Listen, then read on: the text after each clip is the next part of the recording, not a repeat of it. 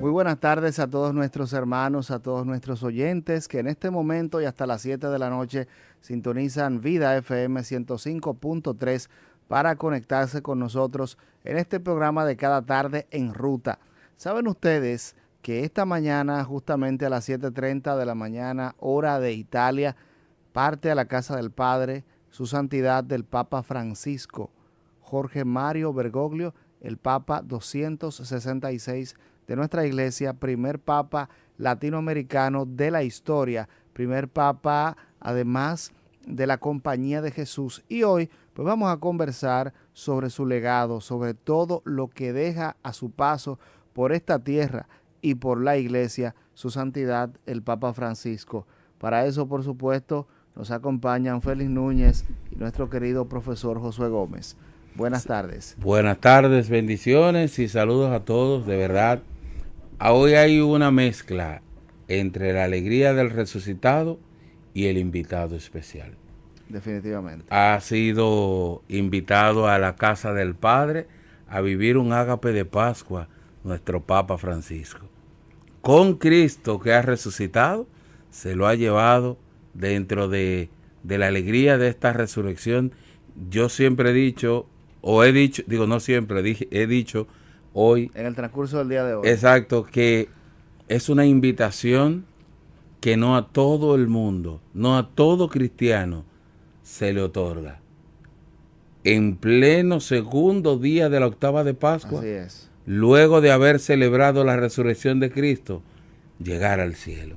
Saludos, profesor, bendiciones, buenos días. Buenas tardes, equipo. Y tal como dices, Félix, tenemos sentimientos encontrados de estar celebrando la alegría del resucitado y la partida del Papa querido, del Papa Bergoglio, del cura del mundo, del párroco del mundo, así le llamaban también. Y qué elegantes son los dos, qué elegante fue el Papa en pedirle al Hijo, llévame después que tú subas, después que te celebremos. Y qué elegante fue el Hijo que accedió probablemente a esa petición del Papa. No le quitó brillo a su domingo de resurrección ni a la fecha antes.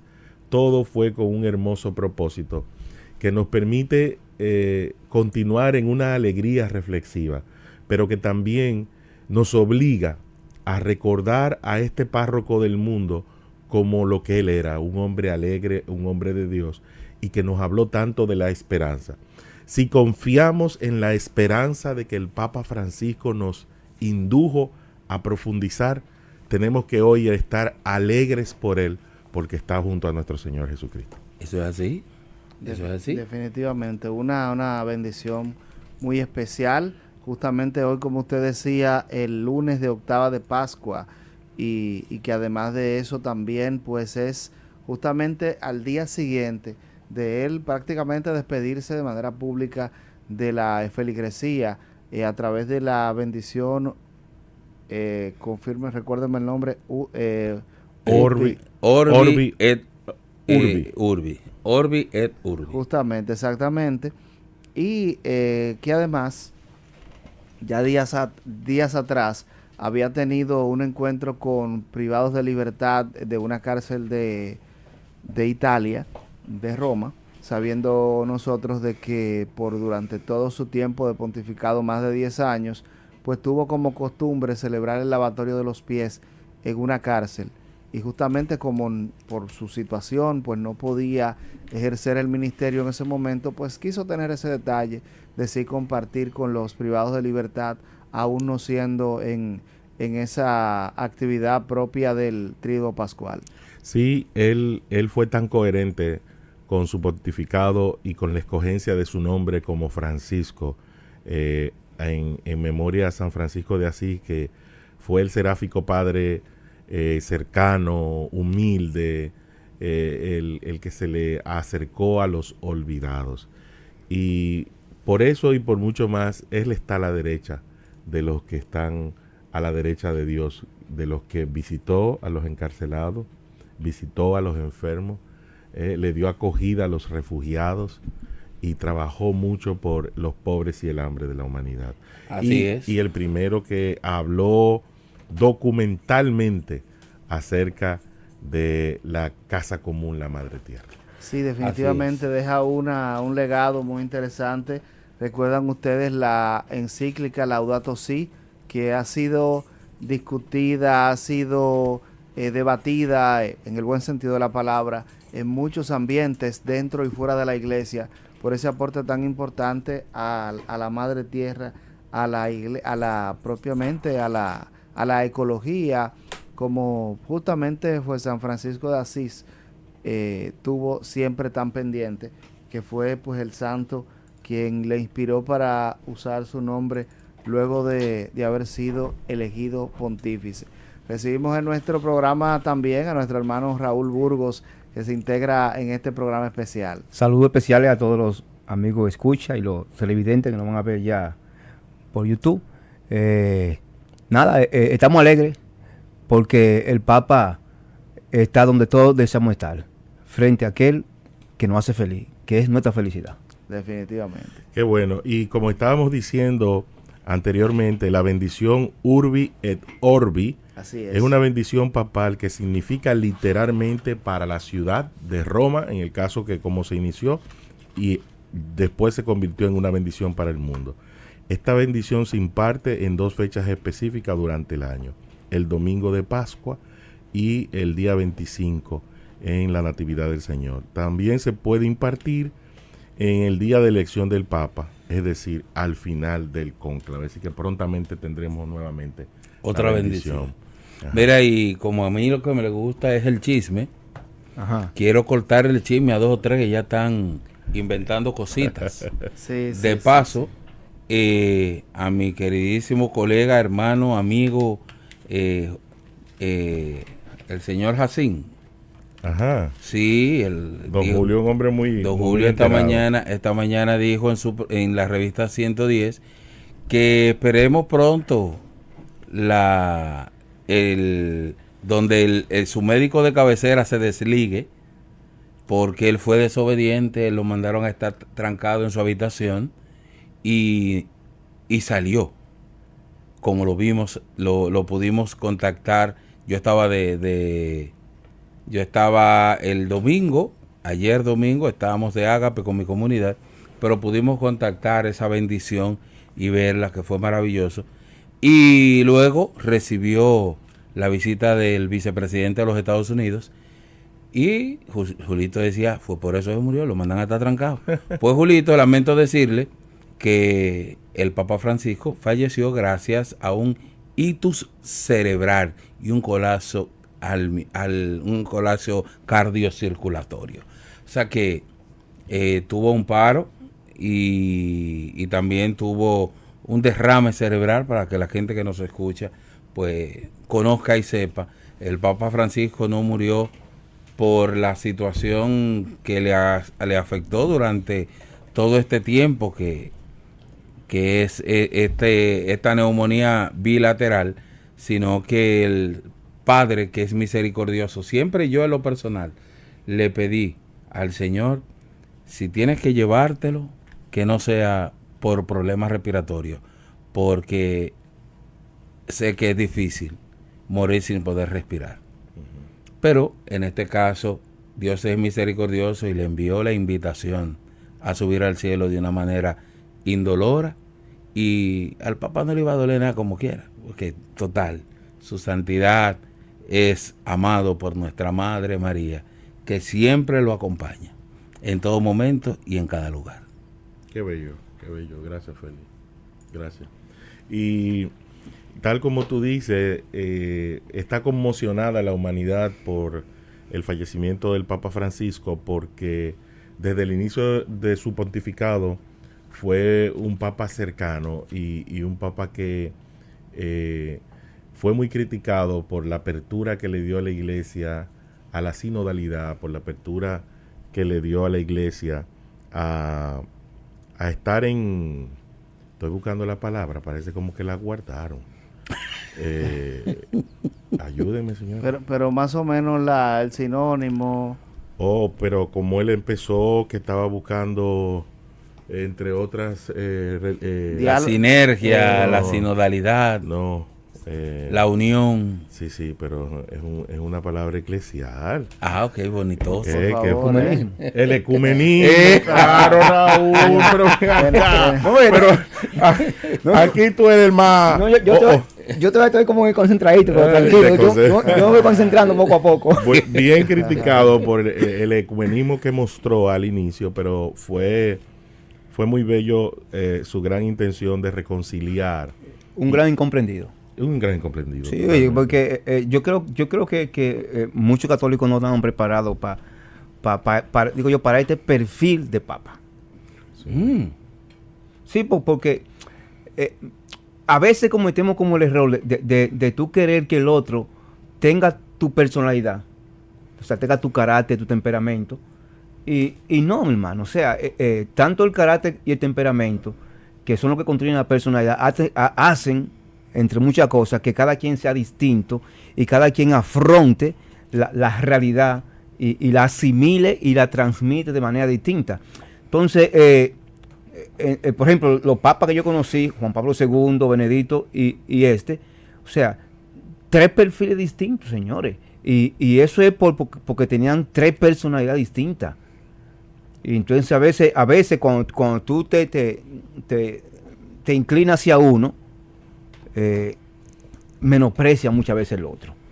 Entonces, por eso digo yo que fue muy incomprendido por muchos católicos y por la prensa, por mucha gente, porque es que él tiene una personalidad, o sea, tiene una idea de la justicia, de la misericordia, o asimiló estos conceptos de manera distinta a quizá otro pontífice, que no lo hacen ni más santo ni menos que los otros, simplemente manera distinta de tú asimilar las realidades humanas, y entonces así tú la proyectas hacia afuera, y en un mundo tan hedonista, donde el otro tiende a no pensar en el otro, este discurso de él, en esas encíclicas, por ejemplo, que él escribió, no lo entienden, simplemente no lo entienden. Y tal como tú dices, Raúl, en programas pasados habíamos tratado que inclusive por la construcción natural lingüística del Papa Francisco, de ser un papa latinoamericano de habla hispana, y siendo Roma y toda la curia siempre construida en el idioma, en los idiomas europeos, el italiano, el alemán fundamentalmente, lingüísticamente o semánticamente probablemente a veces era mal interpretado. Sí. Y llegamos nosotros hasta a sugerir que le busquen un traductor de los documentos y de los discursos que conozca bien de las raíces del español y las expresiones españolas, para que él pueda ser correctamente interpretado. Como tú dices, yo creo que fue un papa a destiempo, pero fue un lujo tener un papa así adelantado a la iglesia, pero como el Espíritu Santo siempre es el que suscita las autoridades de nuestra Santa Iglesia, pues él fue quien tuvo que ser en el momento que estuvo para nuestra Madre Iglesia. Mira, y de paso ya está publicado el testamento espiritual del Papa Francisco. Recientemente fue publicado y ya está aquí. Es primera vez que escucho eso. ¿Qué es eso? El testamento espiritual. No, yo nunca primera vez escuché él eso. dejó su testamento, ¿a quién le va a dejar su cosa? Su virtud y su virtud y su cosa. Tú sabes que ahora que yo menciono, bueno, de cuando termine yo te voy a decir eso sobre las virtudes. Era, dice el Papa Francisco en el testamento, es un poco extenso, no lo vamos a leer. No es tan largo. Vamos a hacerlo rápido para que nuestra audiencia pues esté al tanto, para que no le vayan a contar, pues no me gusta que le cuenten a lo de nosotros. Inicia el testamento íntegro y completo. En el nombre de la Santísima Trinidad. Amén. Al sentir que se acerca el ocaso de mi vida terrenal y con firme esperanza en la vida eterna, deseo establecer mis últimas voluntades únicamente en lo que respecta al lugar de mi sepultura. A lo largo de mi vida y durante mi ministerio como sacerdote y obispo, siempre me he encomendado a la Madre de nuestro Señor, la Santísima Virgen María. Por esta razón, pido que mis restos mortales descansen esperando el día de la resurrección en la Basílica Papal de Santa María la Mayor. Deseo que mi último viaje terrenal termine precisamente en este antiguo santuario mariano, donde siempre me detenía a rezar al principio y al final de cada viaje apostólico, confiando con seguridad mis intenciones a la Madre Inmaculada y darle gracias por su dócil y maternal cuidado. Pido que mi tumba sea preparada en el nicho funerario en la nave lateral, en la capilla Paulina, capilla de la Saulus Populis Romana y la capilla estrofa de la basílica, como se muestra en el plano adjunto. La tumba debe estar en el suelo, simple, sin ornamentación particular, llevando solemnemente la inscripción Franciscus. El costo de preparar la sepultura será cubierto por una suma proporcionada por un benefactor que he dispuesto sea transferida a la Basílica Papal de Santa María la Mayor. He dado las instrucciones necesarias sobre esto al cardenal Rolandas Maricras, comisionado extraordinario de la Basílica Liberiana. Que el Señor conceda una recompensa adecuada a todos aquellos que me han amado y que continúen rezando por mí. El sufrimiento que marcó la parte final de mi vida. Lo agradezco al Señor por la paz en el mundo y por la fraternidad entre los pueblos. Santa Marta, 29 de junio del 2022. Francisco. Sí, definitivamente no es una distinción única del Papa Francisco. La Iglesia estipula, marca y ordena a todas sus autoridades que tengan ese tipo de documento testamentario, así como la renuncia y muchísimas otras órdenes post-morte, para un fiel cumplimiento y para que después no se le vayan a dar usos posteriores. Mire, déjeme yo tener un comentario, porque yo sé que, desde que este hombre, Santo Padre, arribó a ese cargo, se armó una especie como de nube de humo, de comentarios, y cosas por lo mismo que dije anteriormente de lo incomprendido que, miren, por ejemplo, el concepto de humildad, que él lo tenía claro y qué significaba para él ser humilde. Entonces, frente a esto, que él pide, y como él vivió, por ejemplo, aquella vez con el tema de los zapatitos rojos, ¿se recuerdan? Exacto. Sí. O sea, cuando le ofrecieron los zapatos, dice, no, lo que sí, tengo ya todavía me sirven. Pero símbolo de patriarcado, los zapatos rojos. No, espérate. Oye, pon más atención para que tú escuches, Juan, sí. Josué. Para que te copie. Sí, no. Porque es que yo lo observé mucho eso. Hacia afuera la prensa, sobre todo, daba a entender que si ese hombre se pone unos zapatitos ortopédicos, porque se veía que eran ortopédicos. Parecían de enfermera. Sí. Redondito, acolchadito. Era que él era humilde y lo anterior no. Te decían eso, sí, mucho. Exactamente. Y así con cada símbolo de humildad de Francisco. Entonces, cuando yo dije ahorita que hay que ver al otro en su personalidad, en su carácter, en su temperamento, para entender cómo cada quien asimila las virtudes y cómo la expresa hacia afuera. Por ejemplo, yo podía decir, no, es que si en el cielo yo voy a tener una mansión como herencia, si Dios me la quiere dar aquí, ¿por qué no aceptarla con humildad? Más sin embargo, para otros, pudieran decir, no, para ser humilde hay que vivir en una casucha. ¿Me sigue? O sea, entonces, sí. ¿Qué quiero decir con esto? O sea, que ambos tienen razón. Yo me volteé, exacto. Ambos tienen razón. O sea, Francisco simplemente entendía la humildad como él la entendía y así vivía. Y él tenía razón. Cuando embargo, pero los anteriores también. Porque los anteriores también puedan decir, no, pero es que Dios no tiene lo mejor allá. Entonces, ¿por qué yo despreciar vivir con lo mejor aquí? Bueno. Es una deshonra a Dios. O sea, tú no aceptas con humildad lo que está la cosa buena que Dios te está suministrando. Es soberbia, viejo. Cálmate. Cálmate. Desde mi perspectiva. Pero, entonces, por eso digo, ambos tienen razón. Tanto Francisco como los anteriores. Para acá quien asimila la humildad de diferente manera. Eso por un lado. Lo otro es, miren, señores, para que se preparen con el sucesor. Prepárense con el sucesor porque uno comienza Raúl, a hacerse. Disculpa, tenemos una llamadita, vamos a tomarla y después seguimos con la conversación. Vamos a ver quién es. Me quedé sin, ok. Échese pleito con Feli ahí. Sí, está bien. Buenas tardes.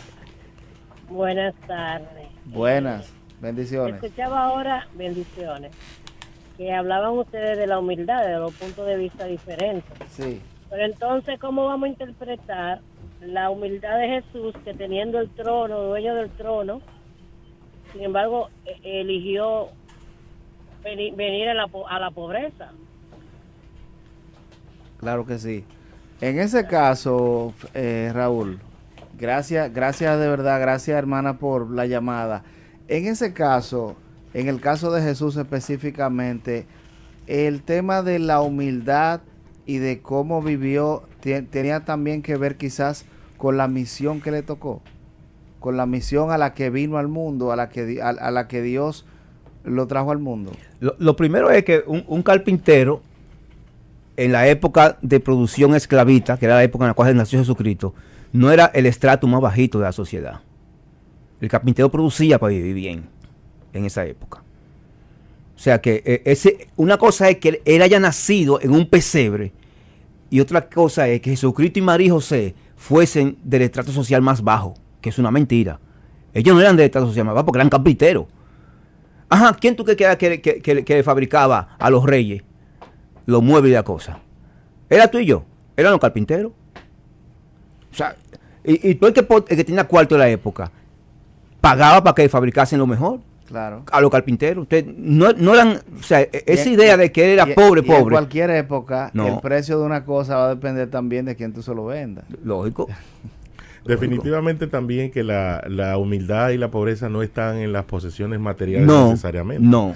Porque tal como decía Raúl, ser carpintero era tener una profesión como hoy ser un profesional de clase media. Lógico. Y además, acuérdate que Papá Dios mandó a su hijo provisto. Le mandó unos reyes que le dejaron oro. Que le permitió en pocos días viajar a Egipto. Le dieron un menudo para vivir en Egipto y mudarse. Y lo otro. Comprarse casa, como dirían allá en ¿cómo se llama su pueblo? En Neiva. En Neiva. Estaba aviado. Mira, lo aviaron. Y lo otro. Allá no usamos esa. ¿No? Y lo otro. Tú el que sabe de logística. Sabe que para una logística de viajar un poco. De viajar hacia allá, hacia Jerusalén, Galilea, Judá, bajar, subir. Hay que tener dinero. Y preguntan entonces por qué entre los dos había un ¿cómo se llama? Un ecónomo. Pregúntenselo, por amor de Dios. Sí. ¿Qué hace un ecónomo entre los 12? Y lo otro, ¿qué hacía un cobrador de impuestos entre el grupo? El tipo de las relaciones, señores. El tipo que va con los ricos. El que iba donde los ricos, mira, necesitamos tanto para la campaña. ¿Vamos a estar claros? Raúl, no, porque vean acá. Pero sí, y la mujer que servía de enlace con las mujeres, que era María Magdalena también. También. Claro sí. Un amarre por todas partes. Era un gabinete de gobierno. Sí. Escúchame, no quiero que se nos pase el tema que tú decías del sucesor, antes de la llamada, que entró la llamada a su momento. Antes de que Raúl inicie con la sucesión, vamos a decir que el pontificado del Papa Francisco inició en el 2013, un 19 de marzo. Y finaliza el día de hoy por su fallecimiento, 21 de abril del 2025. Su nombre secular es Jorge Mario Bergoglio. Nació el 17 de septiembre de 1936 en Buenos Aires, Argentina. Y que fue un argentino que no fue argentino. ¿Cómo así? Un argentino que no fue argentino. argentino. Ok, entendimos. Sí, entendimos. Fue el primer papa en elegir el nombre de Francisco para su pontificado en honor a San Francisco de Asís. Este nombre fue una elección personal de Jorge Mario Bergoglio, antes de ser el sumo pontífice. San Francisco de Asís, un santo conocido por su vida de humildad y su amor a los pobres, fue una inspiración para el Papa. Así mismo es. Mira, yo me quedo ahorita con el tema de la sucesión. Sí. O sea, advirtiendo a muchos católicos para que no se vayan a desilusionar. Porque mire, así como en la relación de pareja uno se hace falsas imágenes, falsa idea de cuando te enamorado y cosas, y se construye una falsa idea de la muchacha, y después entonces cuando uno se casa otra cosa, y tiene uno que hacer un ajuste, también uno lo hace con Dios. Uno se construye una falsa idea de Dios, y cuando uno va conociendo a Dios te das cuenta que Dios es distinto a como tú te lo imaginaste, y tienes que hacer un ajuste si no te revienta en la fe. Que él tampoco te dijo que era eso. Que era eso. Pero uno entonces, está dentro de su... dentro de su enamoramiento, por decirlo así. Sí. Y la expectativa a veces que te generan. Que te generan, sí, ¿no entiendes? Un Dios triunfante siempre. Sí, lógico. Y tú sabes, cuando tú entras viviendo día a día, wow, espérate, lógico. Entonces, digo esto porque quizás van a esperar un nuevo papa como Francisco. No creo. Y se van a desilusionar. ¿Por qué? Porque la sucesión, lo que se sucede es la autoridad. No son las virtudes, señores, ¿oyeron? Para que no se pongan brutones. No son las virtudes o sea, no son las virtudes de Francisco que van a pasar al otro papa. El otro papa tendrá otras virtudes y quizás tendrá otro defecto como ser humano. Será distinto. ¿Oyeron? Para que no estén y hagan crisis después. Mira, mencionaron ahorita que... Josué está gozando aquí. Nunca había estado en cabina con Raúl. No.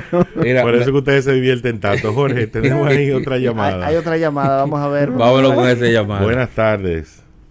Hola, buenas, ¿cómo están? Estaba escuchando hace unos minutos y respecto a las expectativas de la sucesión entre un papa y otro.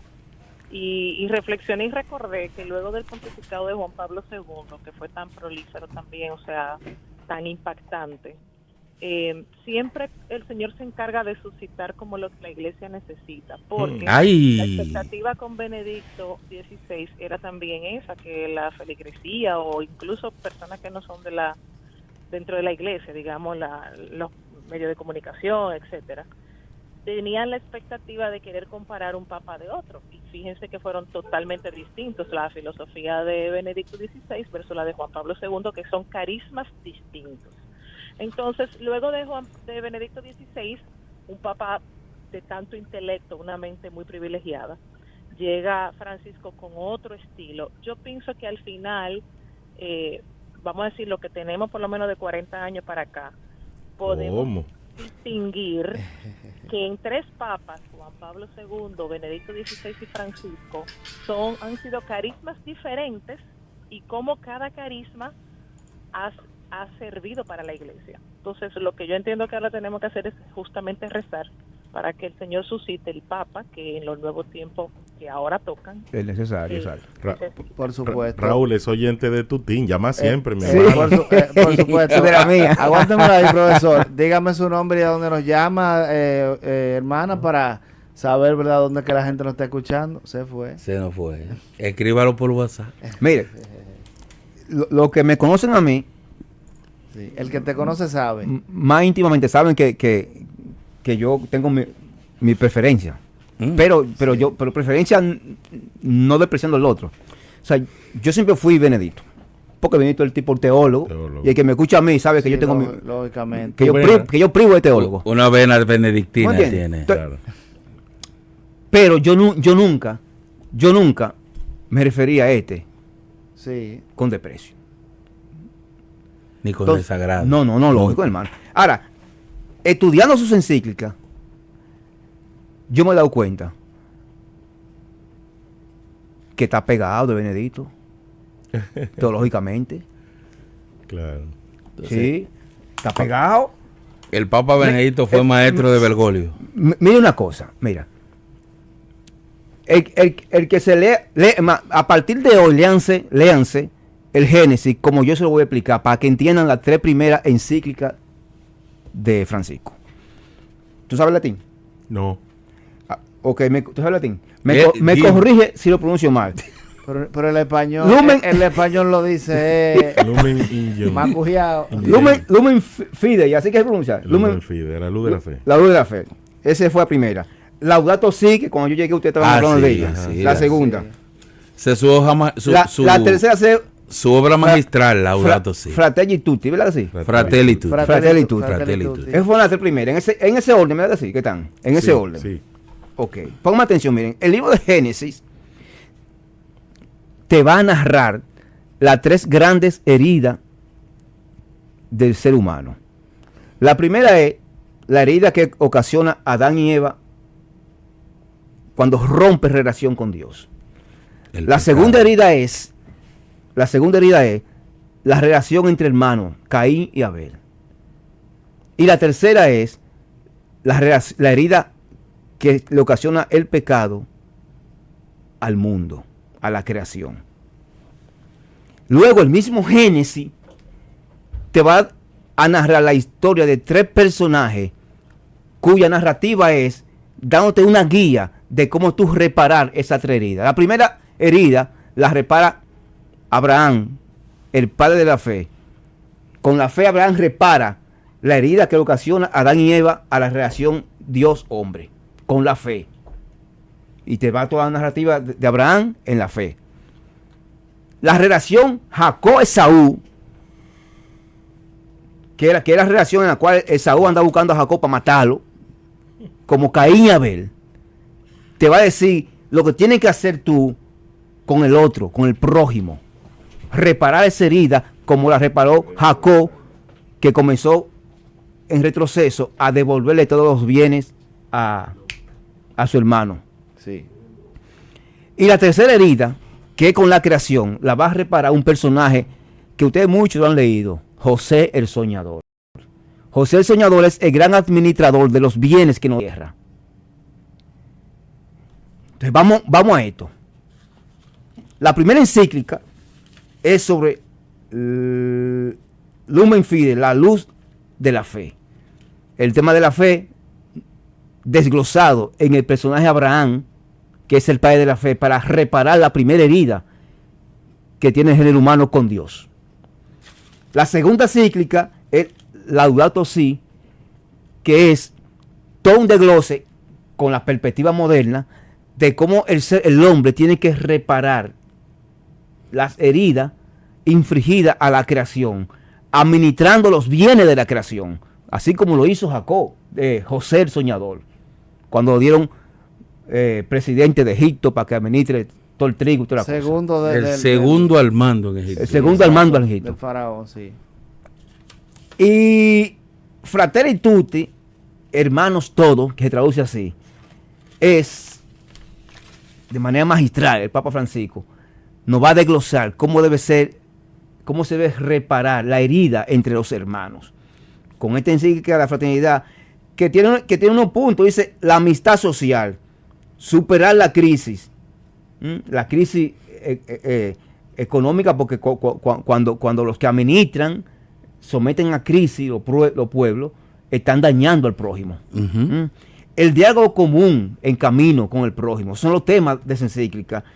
Y la paz como objetivo, que también la paz no es entre el león y el tigre, es entre los seres humanos que se da la paz. Entonces, esos son los puntos que este gran santo padre, de manera magistral, fíjate que por eso empecé diciendo, yo soy más Benedicto que Francisco, por el tema teológico, pero cuando yo me puse a leer estas encíclicas, yo me di cuenta que el hombre no, como decimos por aquí, no escribía paje coco. ¿Entiendes? Escribía, o sea, esas 3 primeras encíclicas es toda la teología del libro de Génesis actualizada al día de hoy. Félix, ¿estás sorprendido tú ahí? No lo había visto así. No lo había visto desde ese punto de vista, que realmente es una interpretación maravillosa. Maravillosa, porque hermano, de verdad, yo no lo había comparado con esos 3 momentos de nuestra que No, nos no, brinda mira, la Biblia. léete el Génesis así. Las 3 grandes heridas del Génesis. Rompimiento con Dios, rompimiento entre hermanos y rompimiento con la creación. Y esas 3 heridas las van a reparar esos 3 personajes en una guía de cómo reparar. ¿Tú me entiendes? Pues igualmente esta 3 encíclicas del Santo Padre, ese orden cronológico, no cronológico, sino ese orden espiritual, por así decirlo, de cómo ir al encuentro de la creación, al encuentro con Dios, con la fe, al encuentro del prójimo, del hermano, y al encuentro de la creación, para reparar esas 3 heridas. Profesor, teníamos antes de la pausa, o mejor dicho, dentro de la pausa, estábamos conversando algo que habíamos visto para conversarlo en este momento sobre el tema de que la gente está como este secularismo y demás, tiene la gente pensando de que el asunto es aquí. Sí, decíamos, estábamos conversando para poner al público en contexto, fuera del aire, que el Papa Francisco en esta Cuaresma 2025, Peregrinos de la Esperanza, coló con toda su intención y con mucha astucia, sapiencia, el fundamento de nuestra fe, que es la vida eterna. Sí. Decíamos que este secularismo y este consumismo y este mercadeo y consumismo dirigido empezó en los 90 con uno de los filósofos contemporáneos, y Raúl citó El Origen, que fue Galtol con El Poder de la Hora, donde se malinterpretó inclusive a este autor y filósofo de que la vida es ahora y que hay que vivirla ahora y que no hay más nada que esta vida. Y es increíble pensar y experimentar que hay muchos cristianos católicos, Raúl, Félix y Jorge, que no son capaces de mencionar en su familia, a sus amigos, que ellos están en la iglesia porque ellos aspiran a la vida eterna, por el temor a la reacción que van a generar sobre ellos. Iluso, pero ¿y qué es eso? No, el Papa dijo, oye, la esperanza que debemos tener nosotros los cristianos es la conquista del cielo. Josué, mi madre murió en noviembre pasado, y yo me la pasé consolando tanto a evangélicos amigos míos como a católicos que se me acercaban a darme el pésamo porque estaban identificados conmigo, porque ellos tenían su papá había muerto hace 5 años, sí, y que todavía siguen tristes cada vez que se recuerden cosas. Yo tuve que catequizarlo. O sea, mami se murió hoy y al otro día me están dando el pésamo gente de fe, tanto católicos como protestantes, amigos míos, dándome el pésamo, y con una tristeza encima, que están en manos de psicólogo todavía, después de 5 y 3 años, porque no han entendido la muerte. Y es por eso mismo que dice Josué, porque allá afuera le han vendido un secularismo de que la muerte es como el fin de todo esto, sí, sí. Y que no hay otra vida, y que la única vida es esta, y por consiguiente hay que vivir, como dice el filósofo que él mencionó, que yo no lo conozco, yo solamente conozco a Epicurio. A Epicurio, que es donde el filósofo saca esa idea de Epicurio. ¿Quién es Epicurio? Una de las 2 escuelas filosóficas de la época de Cristo, junto con los estoicos, eran las 2 escuelas filosóficas de la época, pero los epicúreos decían que la única vida es esta y que tú tienes que buscar el bienestar, el hedonismo. El hedonismo. Para vida técnica, hedonismo. Dominguera. Dominguera, hedonismo, el bien, el gozo, disfrutar. La carne. Entonces, ¿por qué? ¿De dónde sale eso? Bueno, de la creencia de que esta es la única vida que hay, de que nadie vence la muerte, como creían todo eso griego que ellos plasmaban en su literatura, como Caronte, que le ponían al que se morían 2 moneditas en los ojos para que le pague a Caronte el paso. Al Sheol o al Hades, ¿verdad que sí? Sí. Pero que ya, o sea, tú no experimentabas ni gozo ni pena, ya tú dejabas de ser, tú pasabas a ser nada. No, entonces, mira, frente a esa filosofía, hoy día se está viviendo así, mucha gente con esa mentalidad. Claro que sí. Y mira, otra cosa también importante, hablando sobre esa parte, es que, por ejemplo, yo he escuchado mucha gente en este tiempo diciendo que hablando de que el infierno, pero el infierno es aquí que lo estamos viviendo, por ejemplo. Sí. No, pero aplica para el que lo diga. Porque, sí. Claro, que se haga cristiano para que vea que aquí hay un asomo del reino también. ¿Entiendes? Lógico. Exactamente. Lógico. O también hay gente que dice, no, el que se murió se fuñó. Claro. Entonces, también para el que no vive en Cristo también sí, aplica. Sí. O también gente, vamos a decir, católicos que están en cierta manera, ¿cómo se llama? Personas que están que tienen mucha influencia de la doctrina protestante, que te dicen, ay, no, ya él hizo lo que tenía que hacer aquí en vida, ya él se ganó el cielo, ya, es por lo que estamos aquí que hay que pensar, es por lo que estamos aquí que hay que rezar. Nada más tienen una sola iglesia. Sí. ¿Ustedes entendían a Josué? Claro. Y porque son tres, es una iglesia en tres dimensiones, ¿verdad? Claro. Lógico. Mira, el tema, para los que nos están escuchando, lo hemos traído a colación a raíz, ¿verdad?, de la muerte del Papa, porque existe la posibilidad de que existan una que otra católica por ahí que estén sufriendo y lamentando más de la cuenta con el fallecimiento del Papa, porque no han logrado comprender que la muerte es un medio, es la puerta. Yo defino la muerte. Pongan atención, la muerte es el abandono extremo que conduce al encuentro eterno. El fuerte. Se lo voy a repetir. La muerte es el abandono extremo que conduce al encuentro eterno. Sí. Denle, como dicen, denle encaco a eso. Entonces, el Papa Francisco está 20,000 veces mejor que nosotros en este instante. ¿Por qué? Porque dice la Iglesia Católica en su magisterio, cuando habla del juicio particular, que inmediatamente todo el mundo muere, se encuentra con Jesucristo en un juicio particular. Miren, y es mentira que el que se encuentre con Jesucristo esté más triste que yo. No hay forma. No hay forma.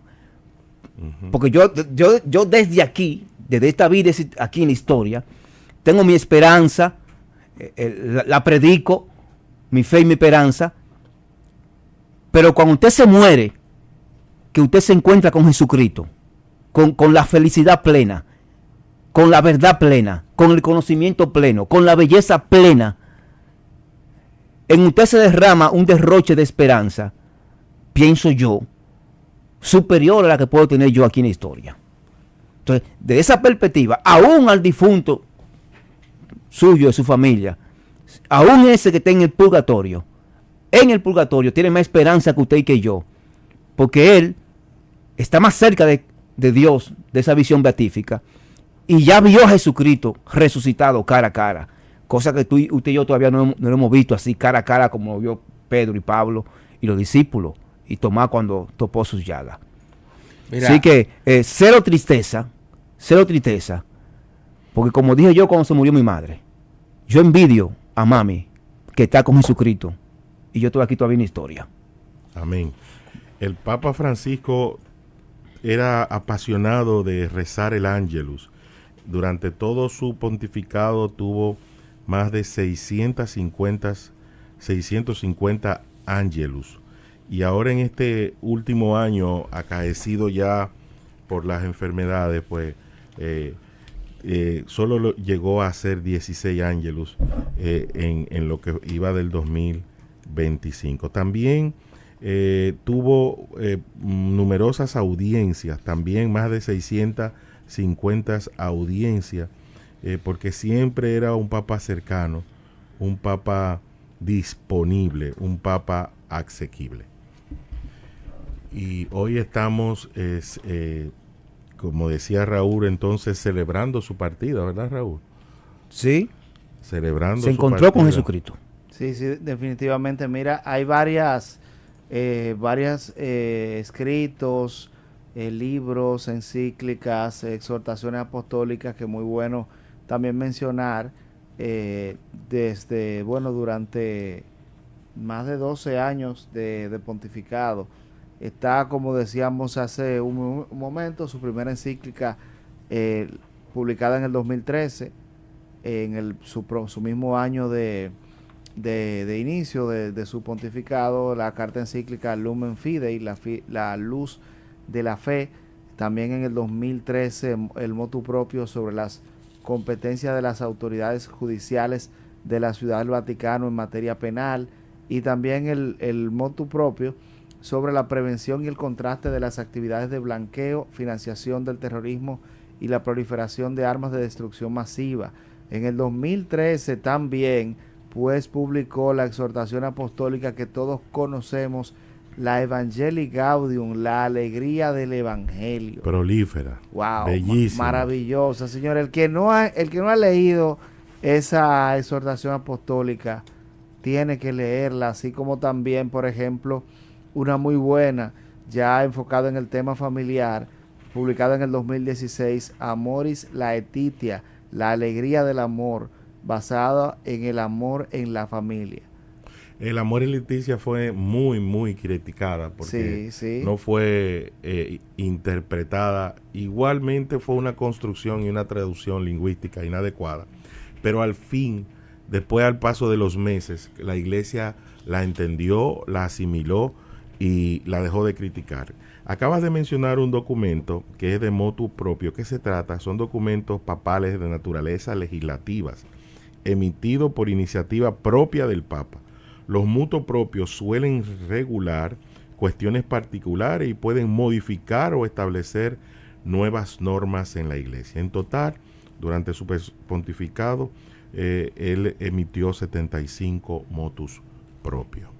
Así mismo es, aparte de 4 cartas encíclicas y muchas otras exhortaciones apostólicas interesantísimas.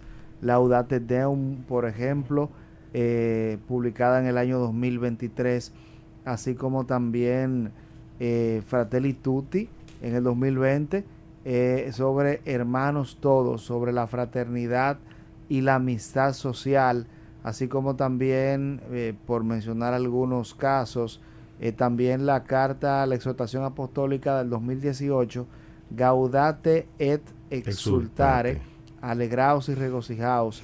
Esta exhortación apostólica trata sobre el llamado a la santidad en el mundo actual. Las exhortaciones apostólicas son documentos papales que ofrecen orientación pastoral y espiritual a la iglesia. Pueden ser el resultado de un sínodo o de una asamblea episcopal y suelen tratar temas específicos como la vida litúrgica, la misión evangelizadora o la justicia social. Como decía el hermano Jorge, el Papa Francisco tuvo 7 exhortaciones apostólicas y tuvo 4 encíclicas emitidas. Saquemos un tiempecito antes de seguir hablando del Papa Francisco y su legado espiritual y apostólico. Hablemos un poquito también del cónclave, de cómo va a ser y cómo la iglesia y su tradición indica que debe elegirse el próximo que Papa. No tiene necesariamente que ver con lo que salió en la película, y es bueno que se sepa. Tú me permites, antes de dame 2-3 minutos para claro, yo referirme un poco al sínodo. Sí, por supuesto. Que hay mucho revuelo. Y que no quedó terminado del todo eso, Raúl. Vamos a ver, mire. Jorge siempre me pregunta a mí, Raúl Mola, ¿cuál es tu canal de YouTube? Yo digo, La Fe del Clan. Pues bien, La Fe del Clan en mi canal de YouTube. En mi canal de YouTube, yo enganché un video en su momento, La Fe del Clan. Mi familia, un clan familiar, hermano, cálmate. Está bueno, muy original. Muy original. Sí. Entonces, enganché compartí algo ahí que se llama, lo pueden buscar así, oigan cómo se llama: el sínodo, el papa, el trigo y la cizaña. Ay, mi madre. Le voy a digo esto, miren, ¿qué es un sínodo? Sínodo es caminar juntos, mucha gente ya sabe eso, pero en ese caminar juntos del sínodo, al Papa se le hacen recomendaciones. Y las recomendaciones son ideas que pueden venir de diferentes grupos.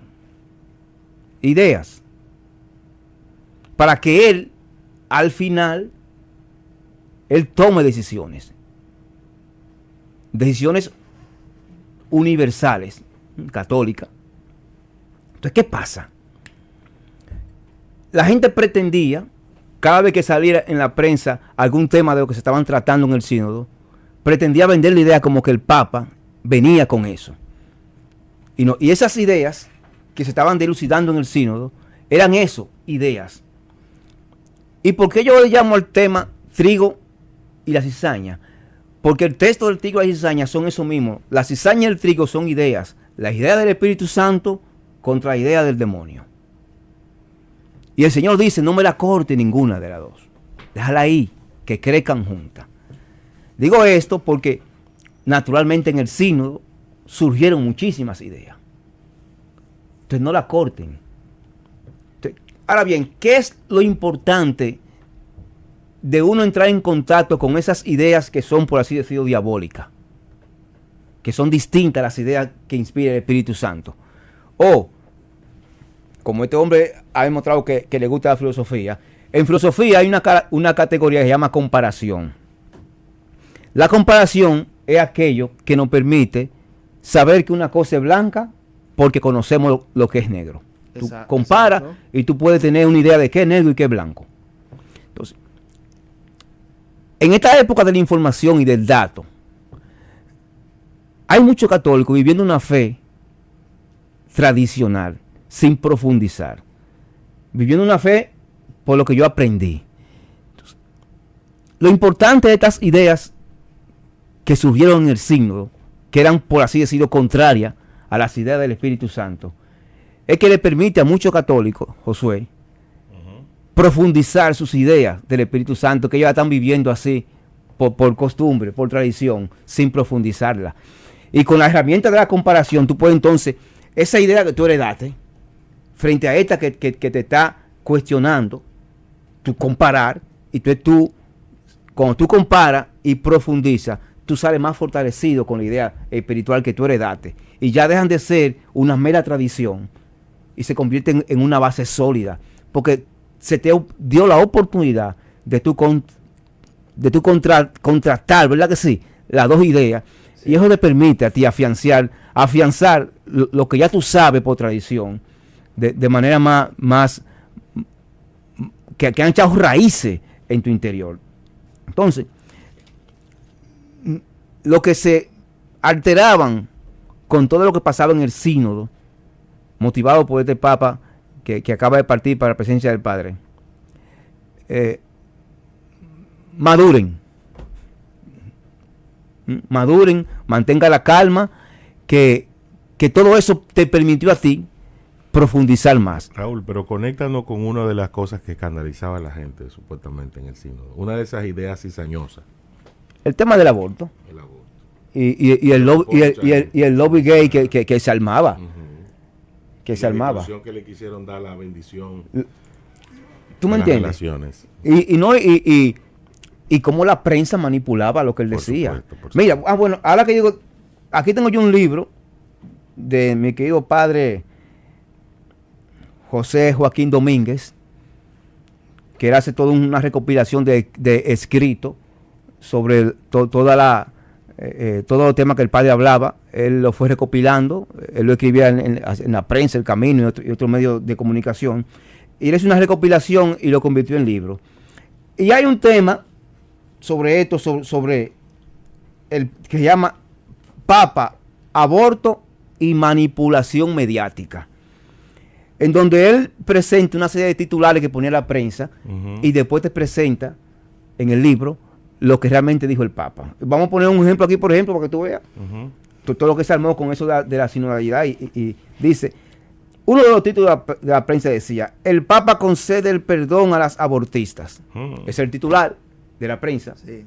Todo el mundo así, entonces, los incautos, que no les gusta profundizar, que además están esperando para... Se van con el corte. Que vamos a estar claros. Con el amague. Lo que más tenemos, señores, es gente, o sea, me refiero en el país y donde quiera, lo que más tenemos es gente que ven el titular y de ahí se hacen una idea grandísima. De lo que ellos entienden que dice ahí. Porque esa es la idea del que lo hizo así.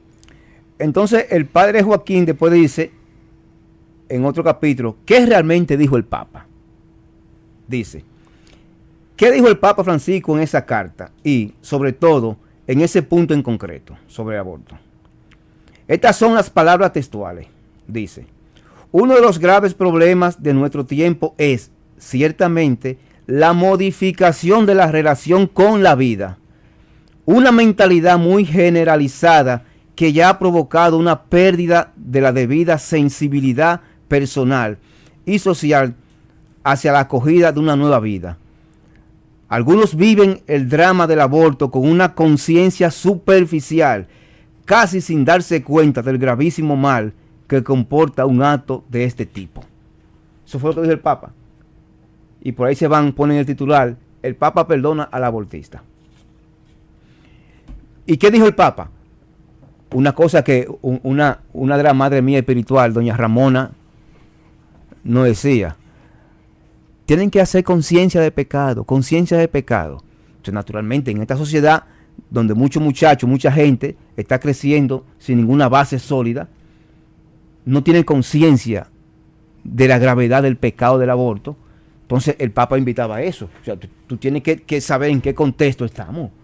O sea, hay mucha gente cometiendo pecado sin saber la gravedad del pecado que están cometiendo. Entonces, hay que educarlo más que condenarlo. Mira, y en ese sentido, en esa línea que tú planteas acerca del aborto, incluso en un momento se le cuestiona al Papa Francisco por el asunto de las familias con muchos hijos. Sí. Que por eso, o sea, buscando una justificación acerca del aborto, y el Papa Francisco responde que debe haber una paternidad responsable. Y muchos, con falto de aquí, ¿qué dicen? El Papa está diciendo que no se puede tener muchos muchachos, que hay que ser responsable. Sí. Y no fue lo que el Papa Francisco dijo. Tú puedes ser responsable con muchos también. Exacto. Mira el caso. Pero, ¿qué hizo el Papa Francisco? Hay responsable con un solo hijo. Con también. Un solo. Pero tú supiste. ¿Qué hizo el Papa Francisco con los empleados del Vaticano que tenían más de 3 hijos? Le dio un bono. O sea, él promueve que la familia crezca. Claro. Le regaló un bono, incluso salió publicado en Así Prensa, sí, en donde el Papa Francisco le dio un bono de $500 por cada hijo a aquel que tenía más de 3 hijos. Es que desde la antigüedad el crecimiento de la cultura es por el crecimiento de la familia. Es así. Y las familias cristianas acaso están teniendo un muchachito. Y los musulmanes tienen un plan que es de 5 y 6 para allá. Y no estamos durmiendo. Por supuesto. No estamos bien dormidos por eso. Fíjense, hace unos momentos ya no, hace unas horas, que también durante la programación a partir de la sede vacante o a partir de que muere el Papa, ya en la Santa Sede se dio la constatación. Sí, a las 2 de la tarde de República Dominicana, 8 de la noche. El rito de la constatación, dígale. Sí, la constatación de la muerte se refiere a un acto formal y solemne mediante el cual se verifica oficialmente el fallecimiento del sumo pontífice. ¿Cómo se realiza? El camarlengo, que es el que queda encargado de todo lo que es el Vaticano y la preparación del cónclave, que actualmente es el cardenal Kevin Farrell, algo así. Farrell, vamos a leerlo como lo leían los españoles, es el responsable de constatar la muerte del Papa. Tradicionalmente se hace llamando al Papa 3 veces por su nombre de bautismo, no por el nombre papal. Okay. Y si no responde, se declara muerto. Por ejemplo, el camarlengo, en presencia de otras autoridades eclesiales, en la cama o puede ser hasta en el féretro, ya se le para al frente y lo llama por su nombre. Mario Bergoglio 3 veces. Y si entonces no responde por su nombre natural de bautismo. Pero eso no significa, me imagino yo, que no hay un parte médico. Claro que sí. Sí, porque hay mucha gente pensando allá afuera. ¿Oíste? Luego se retira, se certifica muerte en presencia de otros eclesiásticos y se retira el anillo del pescador, que es destruido para evitar suplantaciones, destruido con un martillo de plata y marfil. El Papa Francisco en algún momento usó el anillo que le proporcionaron los cardenales en el momento de la elección. Ya estaba, siempre todo está prediseñado, el anillo del pescador se le llama, pero él usó su anillo episcopal desde que fue obispo en Buenos Aires, sí. Y se redacta el acta de constatación del fallecimiento. Y entonces ese acto forma, ese acto da la apertura a lo que se llama la sede vacante, que normalmente también se anuncian con 100 campanazos en la campana mayor ahí de la Basílica de San Pedro. 100 campanazos que indican... ¿Eso es a mano o electrónica la campana? No, esa es a mano. No, esa hay que jalarla. Tiene que haber más de un campanero, ¿verdad? Sí. Que sí? Hay que agarrarse el badajo, que es la bola, se llama badajo. Balajo. Hay que darle un Con empujón una duro. soga. Sí, pero hay una mecánica ahí que no es porque tan fuerte. yo vi un video de uno ahí, está muy flaco el muchacho, para esa campana. No, porque eso es una parroquita. Sí. No, Okay. 3 niños que se guindaban. Yo vi un muchacho joven era. Y así declaran la sede vacante y entonces empiezan las preparaciones para el cónclave. Hablemos del cónclave. Raúl, ¿qué tú...? Hoy de camino... No, yo en cónclave no soy experto. Ah, bueno. ¿A qué es experto usted en cónclave? Vamos a hacer una cosa con el asunto con respecto al cónclave. Vamos a una pausa para que hablemos de corrido sobre ese tema. Pero antes, Félix tiene algo que decir. No, digo que hoy todos los cardenales del mundo, 152 cardenales, incluyendo los de Asia, China, que hay un temita ahí con eso, pero ellos son cardenales regidos por la Iglesia Católica, todos van camino o ya debieron haber llegado al Vaticano para ser electos. Y es importante que en este cónclave no hay favoritos. Tenemos nosotros nuestro favorito. Ahí no es el favorito que se elige. Claro, tal como tú dices, hay esa cantidad de cardenales, sin embargo, hay unas reglas que dicen que forman parte del Consejo de Cardenales elector todos los cardenales menores de 80 años. Exacto. Que hay 135 que son menores de 80, pero y si lo cumplen mañana, pasado mañana, 80 años. No, bueno, el conclave no es mañana. No, es cuando el camarlengo ya por convocatoria, que es de 15 a 20 días después del fallecimiento del Papa, sí, que se congregan. Y entonces, de esos 135, normalmente el Consejo Cardenalístico Elector nunca había pasado de 120. No sabemos si ahora dejarán participar los 135 que hay. Espero que sí, porque ¿cómo ahora determinan quién sí, quién no, verdad?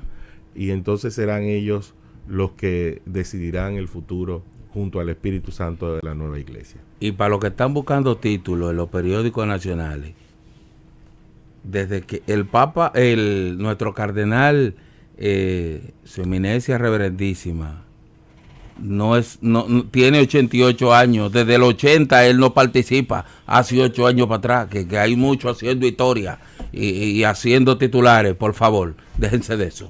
Profesor Josué Gómez, antes de la pausa hablábamos del cónclave, de todo lo que tiene que ver con la convocatoria y quedamos de conversarlo ahora para hablarlo con un poquito más de ¿Por qué cónclave? Exacto. ¿Por qué la palabra cónclave? Específicamente no tengo en el significado ni el porqué de la palabra, pero ya Félix ha puesto en se significa con llave. Con llave, será Exacto. por el encierro que se Sí, porque yo siempre he escuchado como una narrativa ahí de que parece que se metieron ahí adentro y no terminaban de decidir quién era. Y el pueblo dice hasta que no haya un resultado, no hay comunicación con el exterior. Exacto. Uh-huh. Hay que aprovechar y decir que hubo un cónclave que duró 3 años. ¿Qué pasó? Sí, creo fue con Sisto o Calisto. Sí, estaba dividida ahí la iglesia. Calixto era uno de los Borgia, ¿no? De los Borgia. Está complicado el asunto.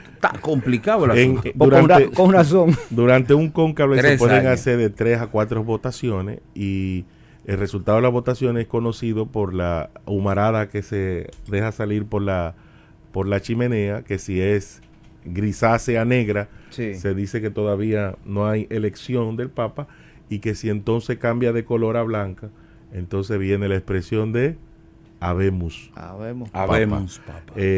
No sabemos qué tan rápido puedan fluir las cosas esta vez y como decía Félix, ya tienen que estar de camino, primero para participar en los actos fúnebres del Papa Francisco, todo el cardenalato de la Iglesia Universal y... Josué, escúchame. Siempre se ha dicho que a veces hay papas que son como de transición. Este papa duró 9 años, ¿verdad? O 10. 12 años. ¿Cómo en qué tiempo se puede considerar de transición o ya como un papa que no fue de transición, sino que... No, yo no te podría decir que cómo se puede considerar, pero de verdad que el Papa Francisco no fue un papa de transición. No fue con intención de... No, porque el Papa, tú lo decías al principio, estableció un papado único y auténtico. Sui generis. Exacto, es muy sui generis, no le dio tanta continuidad a otras ideologías. De hecho, no puede estar ubicado ni en el de ser un papa conservador, ni de ser un papa liberal. Es un papa progresista, es un papa como, mira, la medida de lo que la iglesia necesita en el momento para seguir creciendo en la fe, sin comprometer la tradición y la doctrina, pero sin estar a espalda a los tiempos. Ahora sí hay con estos papas, con estos obispos alemanes, que casi sucede un cisma en la iglesia, muy conservadores, pues vamos a ver lo que puede ser que nos salga un papa conservador, porque consideraban mucho al Papa Francisco muy liberal, y hay mucha gente enojada en Europa, ¿tú entiendes? De la apertura y de toda. ¿Tú crees que se queden ahí en Italia de nuevo? Es probable, porque es que la Iglesia Europea y las autoridades se vieron muy expuestas cuando el Papa Francisco abrió los documentos y las denuncias y los actos de corrupción y los actos de abuso sexual. Eso lo quisieron manejar, que era un tema de liberalismo del Papa, y lo quisieron tildar de otras cosas, ¿tú entiendes? Y era la honestidad, la sensatez y la coherencia del Papa Francisco decir, mira, hay problema, vamos a limpiar la casa, en todos los sentidos. Pero ahí mucha gente de la curia, los nombramientos de las mujeres en posiciones importantes también, le dio mucho lastimó mucho el sentir y la tradición de la curia romana. Pero vuelvo y digo, explícate eso, que ahorita aparece uno que hace el corte del nombramiento de mujeres, de las mujeres en cosas importantes. Sí, porque fue una cosa administrativa. Exacto, para que entienda la gente, porque que no fue que el Papa comenzó a ordenar a mujeres. No, muy bien, gracias por decirlo. El Papa Francisco decía que en la economía de la salvación, básicamente, dice, la mujer siempre ha jugado un papel fundamental. Todo lo que es dirigido y administrado por mujeres progresa. Y por eso él entendía que muchas áreas del Vaticano que estaban en crisis o habían estado en crisis por mucho tiempo, necesitaban del cuidado, de la mirada y del toque femenino. Y por eso se dio y se abrió la oportunidad de nombrar algunas religiosas y una laica muy comprometida en posiciones muy importantes dentro de la iglesia. Eso es así. Y hasta el momento han respaldado la visión del Papa, porque no se ha oído nada que no sea provechoso con relación a las funciones de esas mujeres. Así que esperemos entonces que el Espíritu Santo suscite un Papa que sea el que necesitemos. Yo puedo decir mi preferencia. Sí. Yo prefiero como un chino. Un chino. Sí, yo ¿por qué? Mira, ¿para comer yo, Juan? No, no, mira, es que yo tengo siempre una mentalidad muy geopolítica. Sí. Y para sustentar mi posición, dame la historia de la iglesia. Miren, el movimiento que hizo el Espíritu Santo con Constantino no fue un movimiento religioso. Porque si hay un gran estratega en la iglesia católica, es el Espíritu Santo. Entonces, de modo que tocar el corazón de Constantino en su momento fue un movimiento estratega del Espíritu Santo y geopolítico, señores. Porque eso a la larga permitió todo el empuje que el cristianismo, el catolicismo necesitó en su época. Entonces, yo entiendo, por ejemplo, ahora que China está tan pujante y como decía, por ejemplo, el Papa San Juan Pablo II, que el primer siglo fue un siglo destinado a conquistar Europa. El segundo siglo fue dedicado a conquistar América. Y el tercer siglo debía ser destinado a conquistar Asia. Entonces, en China hay mucha gente, y es un país que está todavía de espalda, porque en China hay dos iglesias católicas, una clandestina y otra controlada por el Estado chino. ¿Entiendes? Que como decía Félix en pausa, ¿verdad que sí? Aparentemente, yo no sabía eso, me enteré contigo, Félix. El Papa Francisco permitió que esos obispos chinos, que son puestos por el gobierno chino, él lo ordenó. No sabía ese dato, me enteré contigo ahora. Buscando la forma de que la Iglesia Católica entrara. Y hubo un viaje que él hizo, que tuvo que pedir permiso para que dejen volar por encima de China, me parece, ¿no fue? Sí. Claro. Una vez yo recuerdo eso. De modo que yo entiendo que no espiritualmente, geopolíticamente, yo prefiero un chino. En este caso fuera interesante. El Papa Francisco buscó una buena representación equitativa de la jerarquía geopolíticamente y geográficamente. Él tomó en cuenta en eso. Mira cómo le equilibró. De los 135 cardenales electores, Europa tiene el 39.7% con 53 cardenales. ¿Europa tiene? El 39.3 con 53. Un tercio ahí. Un poco más de un tercio. Asia tiene 23 con el 17%. Tiene mucho. África tiene 18, me sorprende, con un 13.3. América del Sur 17 con un 12.6. América del Norte 16 con 11.9. América Central con 4 con un 3 y Oceanía con un 3. No, espérate, entre las dos Américas, ¿cuánto hay? Entre las tres Américas hay 37. Somos la segunda mayoría. Somos la segunda mayoría porque ahí está dividido como son varios continentes, continentes en su cosa. ¿Y el tigraje de qué En cuanto a países con mayores cardenales electores, tenemos a Italia con 17 cardenales, Estados Unidos con 10, Brasil con 7, España y Francia con 5 cada uno, e India con 4. Es un número, eso pueden elegir. Sí, en países. Y sabemos que como seres humanos que son, tienen una afinidad sociocultural. Lógico. Los americanos se juntan. Cada quien jala para su lado. Deja tu cosa. Claro. Cada quien jala para su lado. Mire, y hay que tomar en cuenta algo muy importante, señores. La Iglesia Católica tiene el mismo sentir. No importa el líder, no importa el cardenal, es la misma línea a nivel doctrinal. Lo que cambia entre un cardenal y otro, tal vez es su estilo, si es conservador, si es liberal, si tiene un chin de los dos, si es como de medio a medio. Ahora, está frío y caliente, pero al final es la misma iglesia. Vamos a ser como honesto.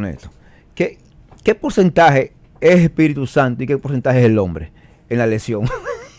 Buena pregunta, ¿eh? No, porque aquí he preguntado, porque creo que yo he escuchado decir que no, ahí no cabe el Espíritu Santo, entonces es decisión humana. No, yo digo que no. Yo digo que es 100% Espíritu Santo. ¿Es verdad? Sí. Ok. Feli, ¿tú qué dices? ¿Tú quieres que yo te diga? Ajá. Espérate, voy para allá. Dios sabe escribir. Cualquier cosa Él lo cambia en el camino. Ya. Esto no entendían eso. Claro. Lo cambian en el camino. Claro, porque es a quien Dios da el líder católico, el Papa, que la iglesia necesita. ¿Sabes que hay un santo que llamaba hermano a todo? San Francisco. Sí. Esto es que ven en el aire, ¿viste? No entendí entonces. Eso es ahorita, Feli. Sí, pero lo que pasa es que Dios en su inmensa coherencia puede escoger el que en el corazón y en el momento es el correcto. Exacto. Por lo que propone. Pero los fatales se pueden voltear en el camino. Es decir, el hombre tiene esa libertad. Ahora, Josué, ahí de voy, o sea, es que tú es 100%, cuando tú me dices 100%, tú me estás tratando a Dios como un manipulador del hombre. No, al contrario. Que no lo deja hacer. No, al contrario. ¿Y cómo tú desmientes que lo sucedido sea obra del Espíritu Santo? Yo no sé. ¿Entiendes? Claro. Sí. Mira, fue el espíritu que en ese momento. Sea gallo, como el gallo Gallareta. Gallareta. Claro, fue el Espíritu Santo. Ahora. Acuérdate del cuentecito que hay de una vieja. Todo obra para bien. Acuérdate del cuentecito que hay de una señora mayor. Escúchame, Félix. Aguántalo ahí. Ni una hoja de un árbol se mueve. Se mueve. Entonces, si en el mundo corriente secular eso pasa, ¿qué no será por supuesto. En el mundo religioso y lo que van a gobernar la iglesia? No, pero que el Papa, eso no aguanta análisis, maestro. Vamos a profundizarlo, mira. Dios conoce todas las posibilidades. Ajá. Sí. Todas las posibilidades. Todas. Sí. Y tiene respuesta para todas las posibilidades. Sí. Entonces, a partir de ahí, yo pude decir, como Dios, que el hombre decida que yo conozco todas las posibilidades y sé qué hacer en todas las posibilidades. Por ahí que ve el asunto. Bueno, esa está muy buena. Como que me puse a pensar, Josué. Sí, no, esa está muy buena. Ni Ramón Orlando hace un arreglo así. No es necesario. Mira, hay una historia, un cuentecito de una señora que llamó a una emisora católica pidiendo que le envíen una ayuda, pidiéndole a Dios. Para que la suban a la barca. Y pidiéndole a Dios que vea sus necesidades, que está pasando hambre y necesidades. Sí. Y un brujo le le dice a su ayudante, ve y cómpramele estos 30,000 pesos de comida a esa señora. Sí. Y llévaselo. Y cuando ella lo reciba, entonces usted le pregunta, sí, ¿quién me envía esto? ¿Usted sabe quién le envía esto? Y cuando ella le diga, no sé, dice, es el diablo que se lo envía. El Señor reprenda. Pero ella la tigre agarró y hizo tal como le dijo el brujo. Muy sabia. Sí. Y le lleva la compra a la señora, muy cristiana. Sí. Y ella muy contenta y comienza a entrar todo para la casa. Ay, gracias. Y llevando todo para la casa. Y le pregunta el ayudante del demonio, del brujo, ¿usted sabe quién fue que le mandó esa compra? Y dice, no sé, pero yo sé que cuando Dios habla, hasta el diablo obedece. El Dios reprenda. Entonces eso mismo pasa en el conclave. Una buena forma de despedirlo. No, pero hay que corregir, en el conclave no hay ninguna interferencia del maligno. Ahora, puede estar, sí, la intención... la intención humana de cualquier... La intención humana, que eso sí, porque que humanos somos. Claro, eso es claro que sí. Eso es así. Vamos a cerrar entonces este programa especial con, brevemente, cada uno de nosotros, vamos a decir, para cada quien, cuál es el legado más grande que ha dejado el Papa Francisco a la Iglesia. Bueno, el legado más grande que para mí ha dejado el Papa Francisco no lo puedo resumir en una sola palabra, en una sola explicación. En la que usted quiera. Número uno, el que él trate a la creación, que él trajera un documento sobre la creación, para mí fue luminoso. Y espero que lo retomemos nosotros como iglesia frecuentemente, que volvamos a ese documento. Número 2, yo digo que este es el siglo de la iglesia de la mujer y de los laicos. Y el Papa Francisco, con la sinodalidad, abrió una puerta y creó algunas evidencias. Las religiosas, nada que ver con el tema de las ordenaciones sacerdotales, no. Pero hay que darle más participación, más preponderancia. Y a los laicos también, por un aspecto de las necesidades humanas, el laico debe dentro de la iglesia gestionar, predicar, administrar, hacer producir, porque los sacerdotes están muy ocupados en lo que deben estar fundamentalmente, y la administración debería ya estar en manos de los laicos. Y por último, su referencia pastoral personal, es decir, ser ese papa simple, sencillo, que ponía el propósito por encima del proceso. El Papa fue un líder carismático, que el propósito es esto, y hay un proceso que lo desluce, que lo ralentiza. El Papa le supo buscar la vuelta para que, sin estropear y contradecir el proceso, las cosas le lleguen rápido al pobre, sucedan rápido en la iglesia. Esos 3 aspectos para mí fundamentales. Raúl Burgos. Mira, el legado del Papa Francisco, en una palabra, la misericordia. Esa perspectiva del concepto misericordia que nos desvela a un Dios bíblico, que es aquel Dios que ve primero a un hombre esclavo antes que a un hombre pecador. Y el Papa Francisco, ese concepto de misericordia, lo reflejó. O sea, para Francisco, la misericordia es salir al encuentro del que está esclavo, primero. Y por ser esclavo, es un pecador. Así es. Félix Núñez. Bueno, para mí, yo lo resuelvo en una sola palabra. Sí. El legado del Papa Francisco fue su apertura, la apertura de la iglesia al mundo.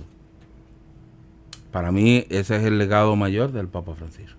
Definitivamente. Bueno, pues para mí, creo que su mayor legado fue transmitir la humildad a todos nosotros y recordarnos eso tan importante como lo es ser humilde en todo momento y bajo cualquier circunstancia. Señores, terminamos, lamentablemente tenemos que irnos. Nos vamos, yo creo que nos vamos a ver pronto. No, pues, Giovanni, ¿quiere ir para acá? Sí. Giovanni, no venga, nosotros vamos a seguir. No. O si tú quieres, nos unimos. Señores, gracias por estar con nosotros. Mañana nuevamente nos reencontramos en Ruta por Vida FM 105.3.